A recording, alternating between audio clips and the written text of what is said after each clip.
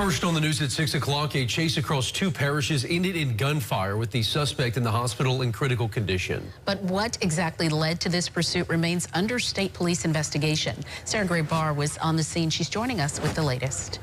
Michael, Sylvia, tonight Louisiana State Police continued to investigate the circumstances surrounding how exactly this pursuit started and why it ended in a shooting. Sheriff Jason Ard tells me the chase began with what he calls a justified traffic stop.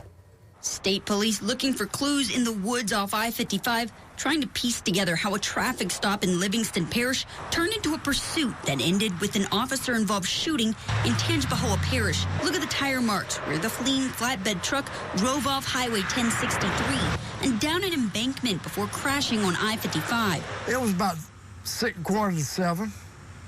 I had woke up and looked outside and I seen everything, the traffic stopped and everything on the southbound. James Costa lives off I-55, just a few hundred feet away from the crash. I knew something was wrong. I knew something had happened when I seen all the cops out there. Livingston Parish Sheriff Jason Ard says the pursuit started in Albany when a deputy tried to pull this white flatbed over for a traffic violation. The truck's driver didn't stop, but fled across parish lines. Deputies on patrol, we're actually working a scene, and he stops us. He attempts to stop this individual for some traffic violations, amongst other things.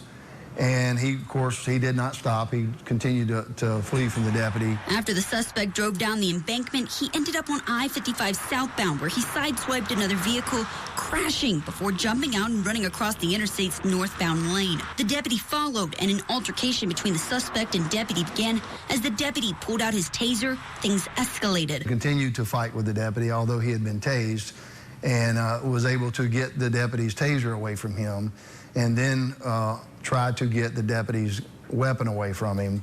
While they were fighting over the weapon, the suspect continued to tase the deputy. As he was being tased, the deputy pulled his gun, Sheriff Ard says, and shot the suspect. I support his decision 100%. You got a lot of people out there in law enforcement who's been through this. These situations are just a difficult situations, and these situations are kind of what makes your badge so heavy. Exactly why the deputy was chasing the suspect remains the focus of a state police investigation. There's going to be charges forthcoming, and there's, like I said, there's ongoing investigations, basically some incidents that happened before this incident that led up to this, and so a lot of that's being investigated right now. The suspect is in the hospital tonight in critical condition, according to state police. The other driver in the car involved in the crash had no reported injuries. The deputy was also not hurt and has been placed on paid leave pending the results of the investigation as per the sheriff's office protocol. In the newsroom, Sarah Gray Barr, WBRZ News 2. Sarah.